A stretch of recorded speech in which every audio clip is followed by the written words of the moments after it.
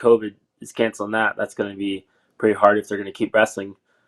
So that was kind of my first thought. And then the coach was like, "Hey, I have a meeting. Don't bring your wrestling shoes." And I was like, "Oh, that's weird. Maybe we'll just do a run or something." And then we come in. He like sits us down. He's like, "Hey, I just got off the phone, and the NCAA wrestling tournament's gonna be canceled." And I just remember like my heart sunk, and I just remember like I like couldn't believe it for a second. And he just kept kind of talking about our safety, and it's more about keeping us safe and not spreading it to anyone else. And it's super. It's really important that we stay safe and start wearing masks and quarantining. And I remember I just like kind of broke up in tears right after I heard the news, and it was pretty emotional. But my coach kind of just gave me a hug and just say like, we'll get through this and we'll figure this out. So And then I don't know. Since then, right? It's been a weird, almost a year. What was the spring and summer, maybe even fall like with training opportunities and maybe having to get creative and probably being at home and stuck with not a big circle of people to almost to interact with. yeah, it was super weird. My birthday is March 28th, so like everything was shut down that week of my birthday, so I couldn't see any of my friends. Barely could see my parents. Like, and it was just like such a weird birthday. Everything was shut down. Everything was closed. Literally, I just stayed at my house for like a few months. And training wise, I had to get. It was weird. Like our coaches couldn't come in or anything. No, nothing could happen. We kind of had to do it on our own. I was training down in my basement. I had like a rolled up a mat that I got, and we just wrestled in my basement, and then just tried our best to keep training over the summer and stuff. Man, that's pretty nuts. I want to take it back way further though, because I want to get to kind of your story and your journey through wrestling, and obviously you got a big tradition behind you. But when do you? Gosh, I'm sure you were introduced to wrestling almost out of the womb. But what was the early years like being introduced to wrestling? How soon did you actually get on the mat, and did were you kind of ushered out, or did you beg your dad or parents to let you wrestle? Everybody's got a different story, but you got you come from a tradition Yeah. here. So just coming from I didn't even know my dad was like good at wrestling till like way later. So like I started wrestling in fifth grade, but I've always been around it before then. So like my dad would go to camps, he'd take me, and I just kind of run around the circle, stretch, do the warm up, do the flips and stuff, the gymnastics. But then I wouldn't wrestle because I was just like, eh. And then fifth grade, I remember we moved to Ohio, and my dad's at this gym coaching and stuff, and I had wrestling shoes, so I was like, hey, I think I want to try out wrestling. And so I'm trying out wrestling, and I'm liking it. And like my first year, it's kind of funny story. So my dad like takes me to all these national tournaments my first year wrestling. So I'm going to Tulsa, Dixie Nationals, Liberty Nationals, all across like the U.S. We're traveling everywhere with this team, and I'm going like 2-0 because I don't even know what's going on. Like these guys are spladling me, pinning me, cradling me, like just smashing me. I'm like I'm driving all this way, all my buddies are doing well. I'm out here getting 2-0, so I'm like, man, this wrestling stuff. I don't know if this is for me. And then finally, at the end of the year, I think I like placed at a tournament, made it to state, went 2-0 at state, and then that whole summer, I just wrestled freestyle and got better at wrestling. And then the next year, I started placing that tournament, started doing better, and then I was like, okay, I love wrestling. This is awesome. You said you didn't know until I don't know, a little later, or not when you were real young, that your dad wrestling was pretty good. How and when did you find out about your dad and what he'd done and the successes he'd had? Not till like I started wrestling. So like my fifth grade year, probably sixth grade, when he was like teaching the practice and stuff. And I remember one of the kids was like, "What's it like to have your dad be Olympian?" I was like, "I don't know. Like he's that good, or like what's that even mean? Like I don't know. I know Olympics is cool and all, and I just didn't know like the caliber of his success. And I remember just being like, "Hey, Dad, what were you a state champ or like how'd that work?"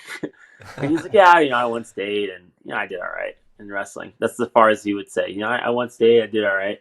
He never really like. He's just such a humble, laid back guy that I just didn't know. And then just the kids around me were like, "Dude, your dad's a three-time national champ. He went to Iowa State, blah blah blah." And I was like, really? So it was just kind of like a shock to me when I started wrestling that all these guys are telling me how good my dad is. I'm like, whoa, dude, that's cool. Did you ever like approach him, be like, "Hey, you weren't just like a state champion. You're like, okay, like I think you were pretty good." Did that conversation ever come up at some point where he's like, "Okay, actually, here's the deal."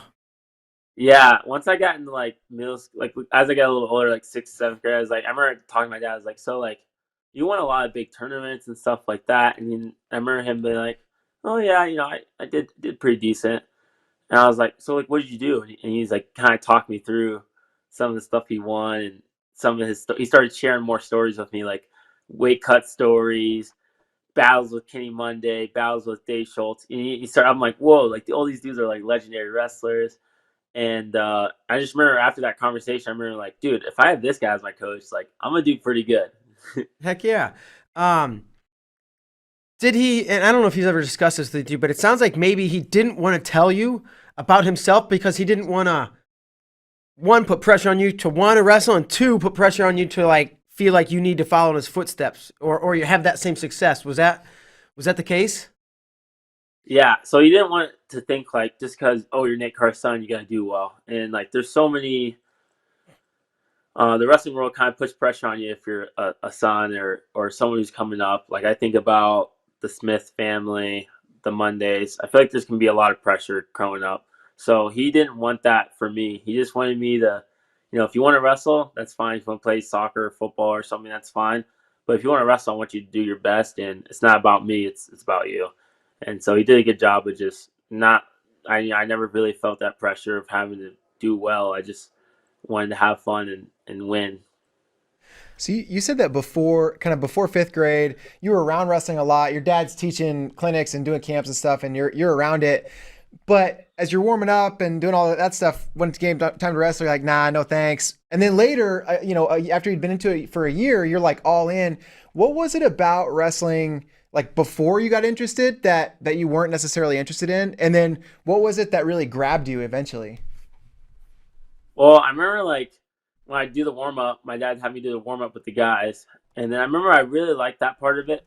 But then when I'd watch wrestling, like everyone would be like crying and their finger getting jammed, and I remember being like, "Oh, that might be just too hard for me." So I Huh. didn't want to necessarily like want to jump into it right away. And then my dad was just like, like whenever you're ready, you can wrestle if you want. If you don't want to do it, you can do whatever sport you want. But he kept me around it, and the more I was around it, eventually all my friends were like I'd hang out with my buddies and then I'd do the warm up talk and then they'd wrestle and I'd sit on the side and I'm like, man, like this kind of sucks sitting on the side all the time. I kind of want to get in there and like wrestle my buddies. And that eventually piqued my interest. And once I started wrestling and doing the drills, I was like, oh, this is kind of fun. Were you good? Did you have success? I know you said in fifth grade maybe you weren't good, but you got thrust into Dixies and Tulsas and everything else. Like, of course, a guy who's never wrestled, even if he's been around and done warm ups, he's not gonna do very good, do very well. Did you have much success? Or when, I guess, did you start having success? And I guess you could define success however you want, but I started off like I feel like I did pretty good because I was like always on the mat, like every day learning technique, and I was like a sponge. So like I feel like I did good. I didn't get the success I wanted like that first year because everyone was already just so good. Like I maybe would get a takedown, they reverse me and pin me, but like I was still like growing and I was excited about the growth. And then I remember being mad at my dad. I remember like, Dad, why are you taking me to all these national tournaments? Why don't you just take me to like the McDonald's Open and let me get some wins or something? Like I don't know why you're taking me all these places. And he was just like, he'd always be like, hey, like we'll be able to see like the growth and you'll be smashing these guys as you get older and get better. Like don't worry about it. The guys who are beating you now, you'll be smashing. And pretty much as I got older and stayed around, wrestled all year round. By the time I was a seventh grader, I was doing pretty good. And then eighth grade, um, I was doing really well in Ohio. And my dad was like, "Hey, we're gonna move you out to Kentucky, and we're gonna have you wrestle high school." And I remember being like, "Dude, that sounds great because I just get to challenge myself and see what I can do." And I ended up winning a state title in Kentucky, and then I moved back to Ohio. And that was kind of my first glimpse of success when I won state. And I remember like, dude, I love this sport. Like this is gonna be a great 4 years of high school. when your dad was telling you, you're going 0-2 all these places, and he's telling you like, hey, you're gonna be beating these guys in the long run. Did you believe him immediately? No, I was like, dude, you're crazy. I was so mad. I remember just crying and blaming him because I'm a little kid. So I was like, dude, this is so stupid. Everyone else is winning.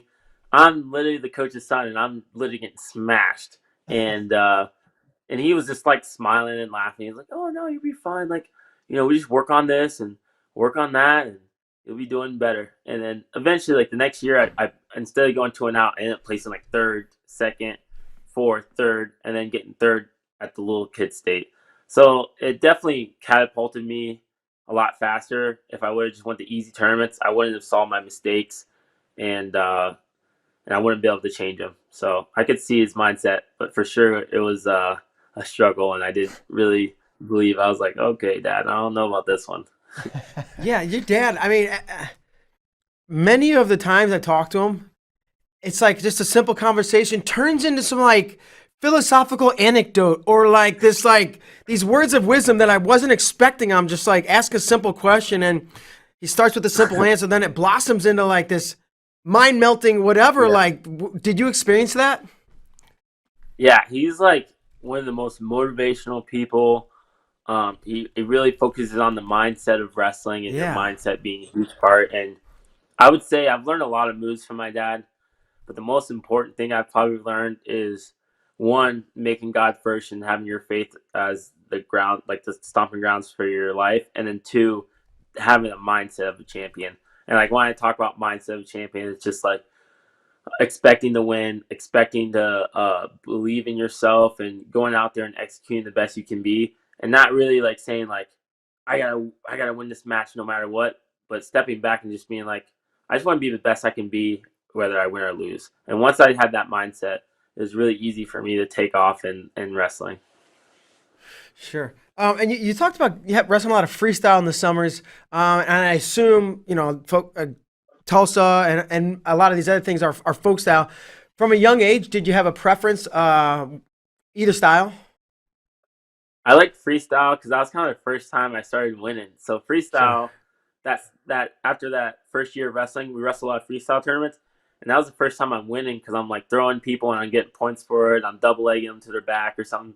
So it was like the first time I started winning. So then I always loved freestyle. I loved the laces. I love learning how to gut, and I feel like even now I think it's just a fun style. It's just you go out there. It's a lot more it's a lot more on your feet. It's just going out there and just scrapping. I've shifted from folk style fan, and I love folk style wrestling, but I think, I don't know, the last 2 or 3 years, I've been like, to me, freestyle is just more exciting for a lot of things you said. It was faster. It's on your feet. Throws are crazy, and even lead changes can like they can turn like that. So I Yeah. agree with you there. At what point did it go from like, I think you said starting in fifth grade and seventh and eighth grade, you started seeing success. So when did it turn to like, I want to be a state champ or multiple time state champ or even multi-tiered, right? When did you start thinking about college or NCAA titles or junior worlds or world and Olympic titles? When did those things, and I just asked like three questions there, but when did like these stages kind of come through your head? This is what I want to do. So like I still have this picture, but I my dad like is big on setting goals. So I mean in my room I have my goals all over, but when I was like in fifth grade, when I first started wrestling and I started getting serious, I remember telling my dad, "Hey, I'm ready to get committed. I'm tired of losing." And so he made me write down my goals, and all my goals, because I'd seen like high school state tournaments, and I knew like all the big tournaments kind of as I started to watch the wrestling stay around it. So I put down like 4-time high school state champ, Ironman champ, Super 2 champ, and Fargo champ. It was on, and it's just like this little picture on the side. It has like all these goals, and I posted it up in my room, and I kept it up there all the way until like probably sophomore or junior year of high school, and I ended up taking it down. But it was just like I knew what the goals were and expectations for myself at a young age, and that's what kind of pushed me to keep going because I knew he kept telling me like just focus on getting better now so you're ready for high school. So I kind of took those losses and kept getting better, saw progress, and I knew once I got in high school I was like, all right, time to start crossing some stuff off of that list. Sure. Obviously, college wrestling was probably on your radar. from a young age.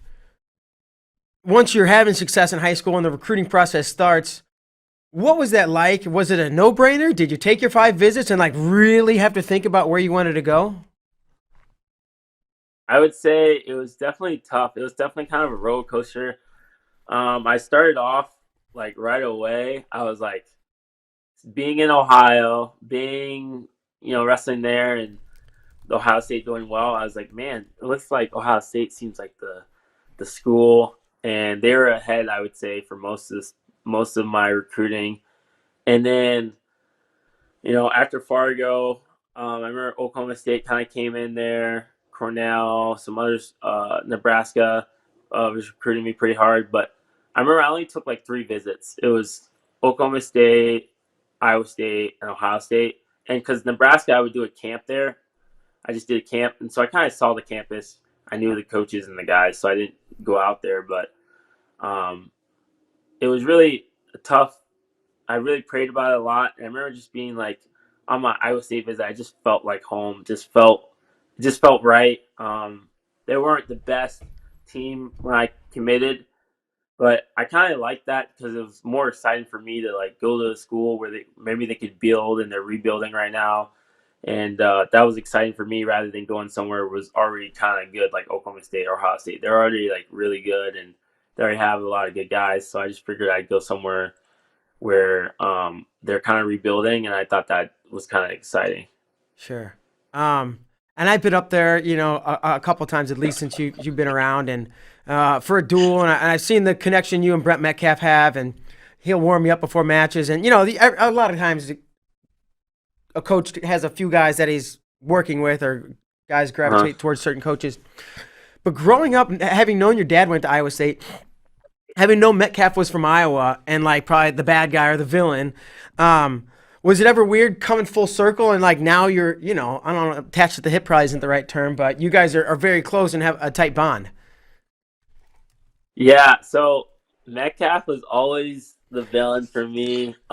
He was someone I did not like growing up, but I tell you, like my first interaction with him. This is funny. We always laugh about this story. I like saw him in Georgia. There's like some type of event going on. I went up to try to ask him for a picture, and he's working out. I'm like, hey, can I get a picture? And I'm a little kid, like 6th grade. He comes up. He's like, yeah, whatever. Come on, hurry up. I'm trying to do this workout. So I'm like, I'm doing a picture. I'm like smiling. I'm like, oh, I'm with Metcalf. And he's like all serious. And then they take the picture. I go and look at it, and the picture's blurry. So I don't even have the picture. I'm like, Okay. oh, I just got to take it again. By the time I look over to try to take the picture again, he's already working out. And he kind of like looks at me like, dude, you better not be asking for anything else. And so I just leave him alone. And ever since then, I was like, I don't like this guy. But I remember I also was a big fan of Jordan Oliver. Like Jordan Oliver is like my favorite wrestler, right? So he would always beat Jordan Oliver for the team. So then that kind of added on to the fire of me being like, just not a big Metcalf fan. And then I met him on my visit, and like he's just like smiles and jumps on me, he's laughing and talking to me. I'm like, who is this guy? I'm like, whoa, this is such a 180 from what I thought he'd be like his personality. But now we're like inseparable. He's been such a mentor. Um, he's his mindset that he's instilled in me, the lessons that he's taught me, have been amazing. He's just been encouraging, and he's definitely has changed my wrestling for the better, and has helped me so much. And I owe a lot of my success this season to him. Just always staying on me, keeping me accountable. Just he's awesome. Sure. Did you see the film that we did on him? It came out a few months ago. And if so, what'd you think? Yeah. And did you learn much that you didn't know?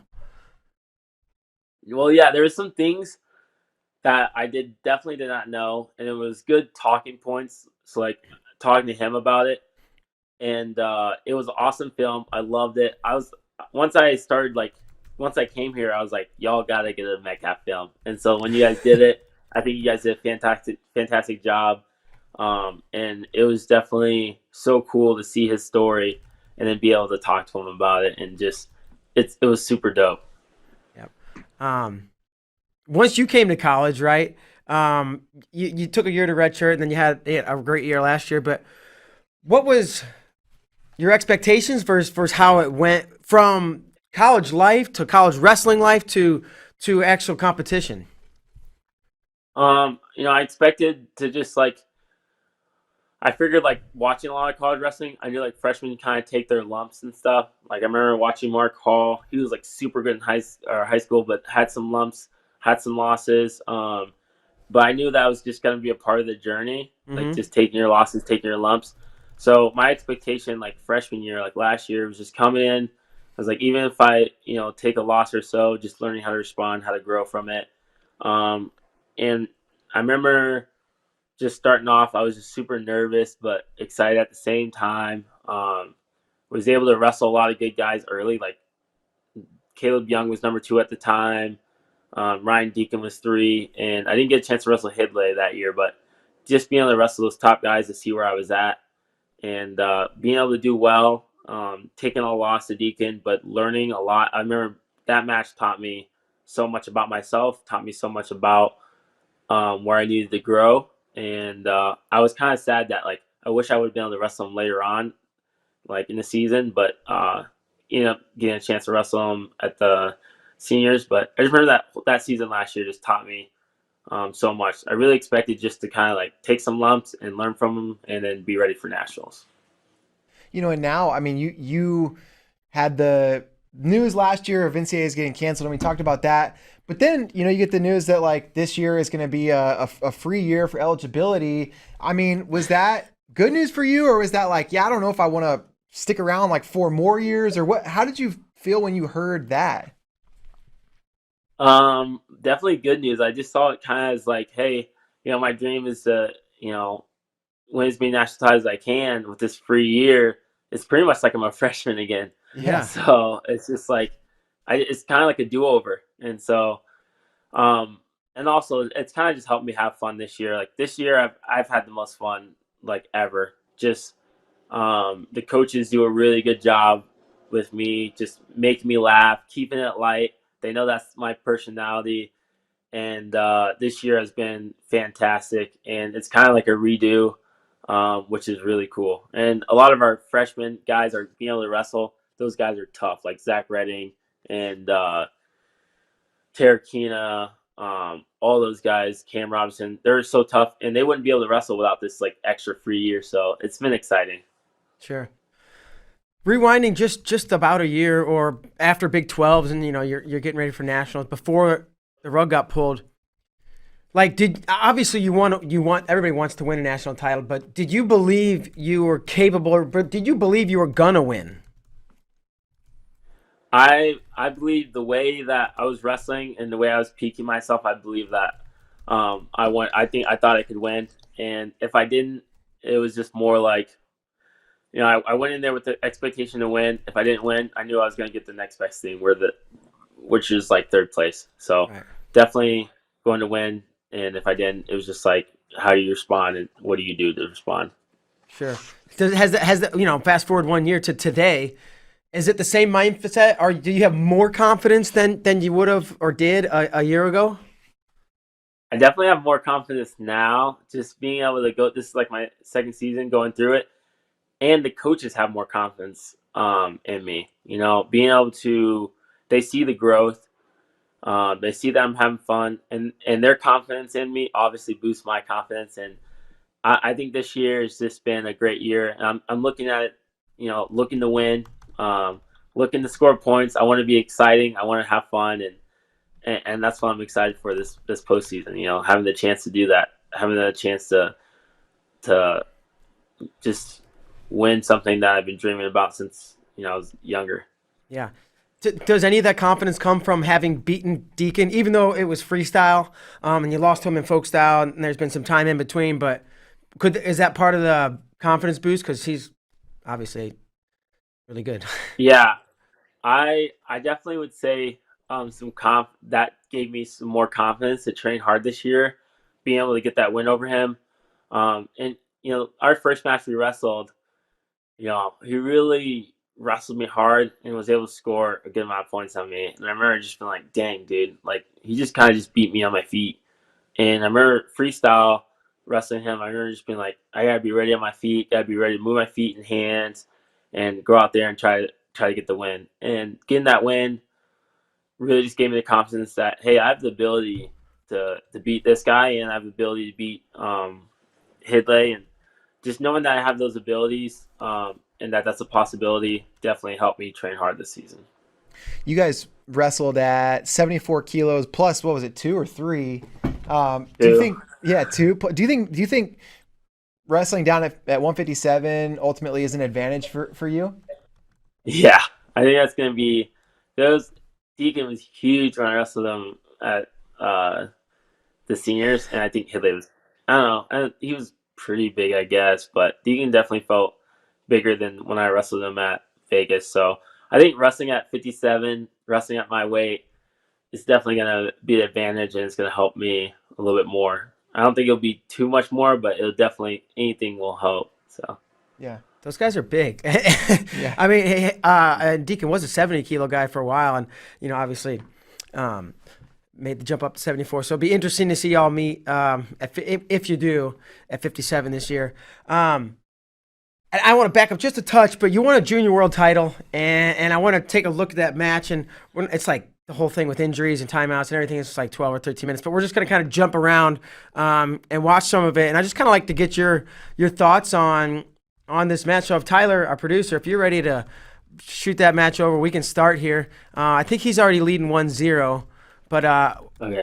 what does it feel like wrestling in the World Finals? Is it another match? Is it high intensity, heightened awareness? I don't know. I was excited. My awareness was up. This guy that I was wrestling, I kind of scouted a little bit, and me and Aaron Brooks were working on like I made Aaron Brooks kind of wrestle like this guy. Nice. So like when I went out and wrestled him, Aaron did a good job of mirroring his style. So I was really comfortable.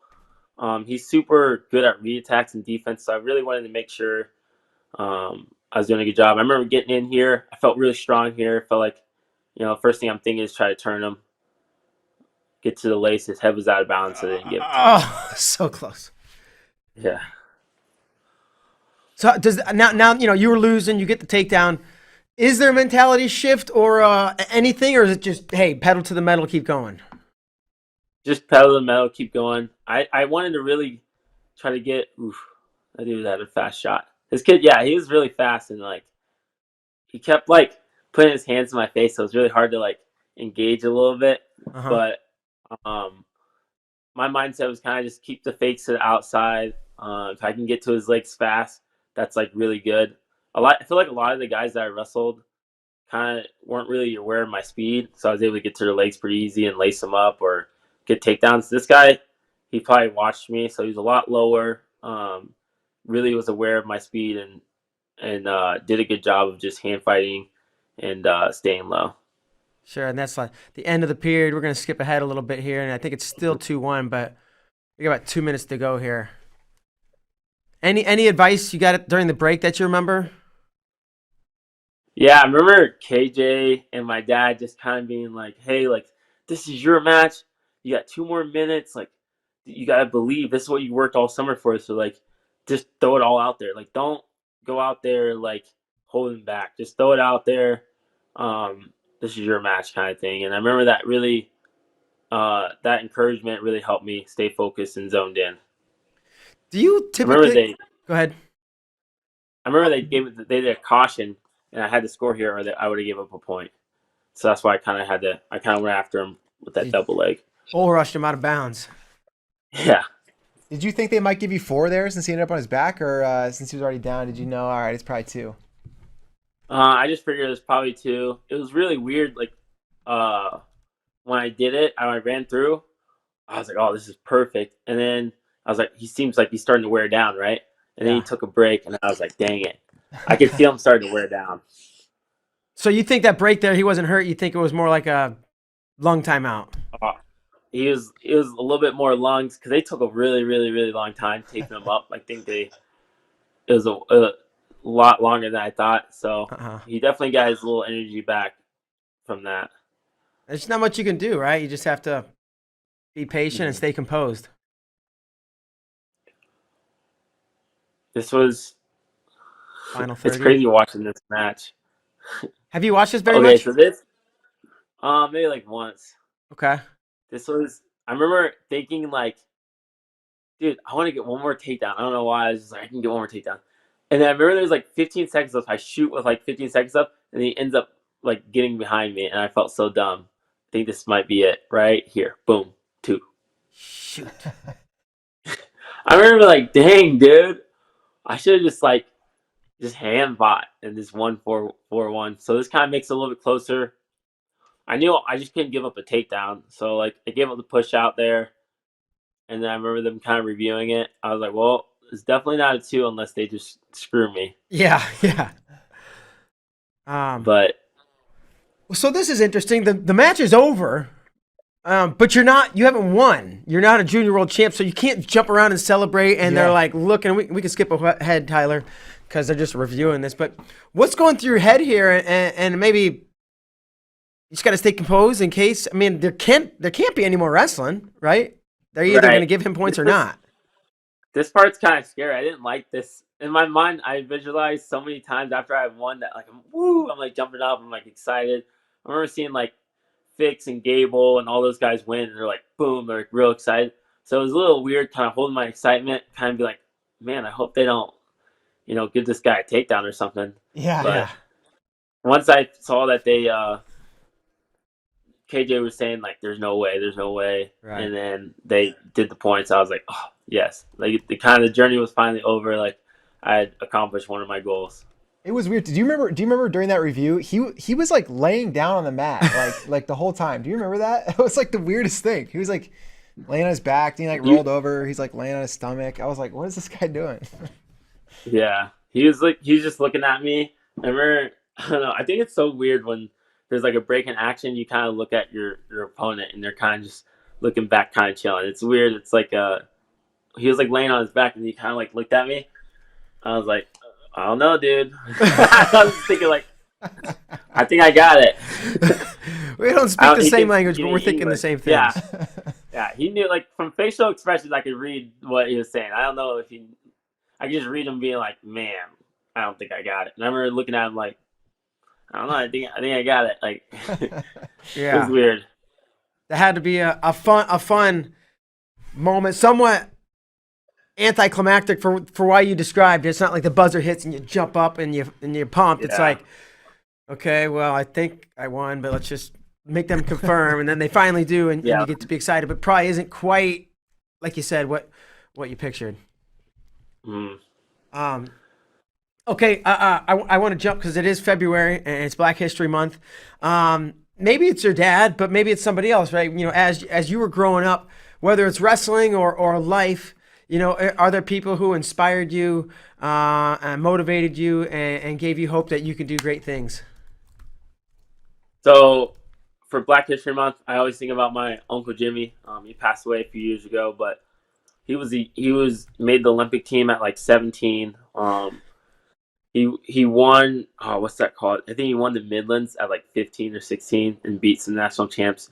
And so like he was kind of like, he was also a junior world champ. So like going back to like, I really wanted to win a junior world title just because like that's something I wanted to share with him, is to be a junior world champ. So it was just really cool to see his legacy. And so that's someone who like inspires me a ton. And he was always making me laugh and told me to just try my best and don't worry about the guy you're wrestling. You're wrestling someone, you're not really worried about their accomplishments. You're just going out there and you're just wrestling them.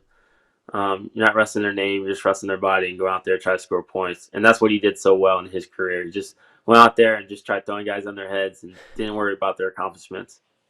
I know you said that you didn't know much about your dad's accomplishments until a little bit later. When did you know about your uncle's accomplishments?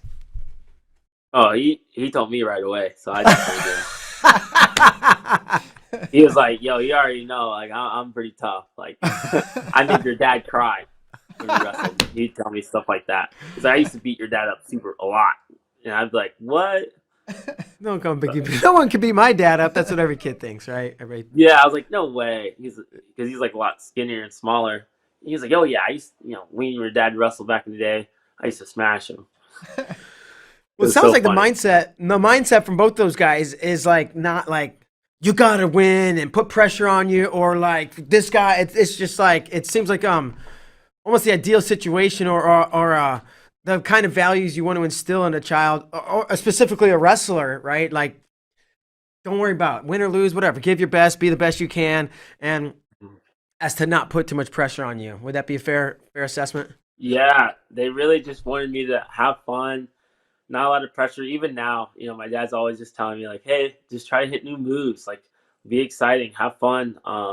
Really, you've done a good job of just wrestling. So like, just continue to wrestle, continue to put God first, and really, no matter what happens at the end of the season, the sun still comes up. I still have a family that loves me, my God that loves me, and no matter what happens, I just know like I'm not defined by wrestling, defined by Jesus, and defined by um, who He says I am. So that's why I'm just at such peace, and I love wrestling so much. And there's really no pressure for me. It's just going out there and having fun. It's just something I love to do. That's awesome, man. That's awesome. I hope more people can take on that mindset. We're winding down, but we got one more segment we like to play with our guests. It's called Wins and Whoopings.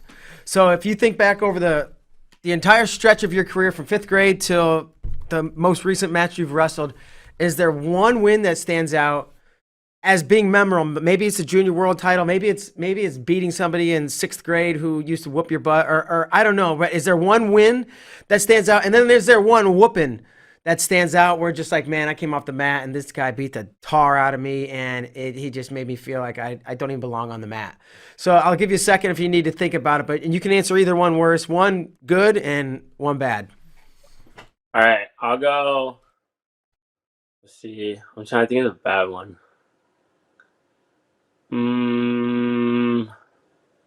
I remember this one like definitely stung. I wrestled at some random tournament in high school, and I had to wrestle Jaden Maddox. And I remember he just like, I went out there and I was thinking like, oh, this isn't gonna be too hard of a match. Like, I'll just get my takedowns.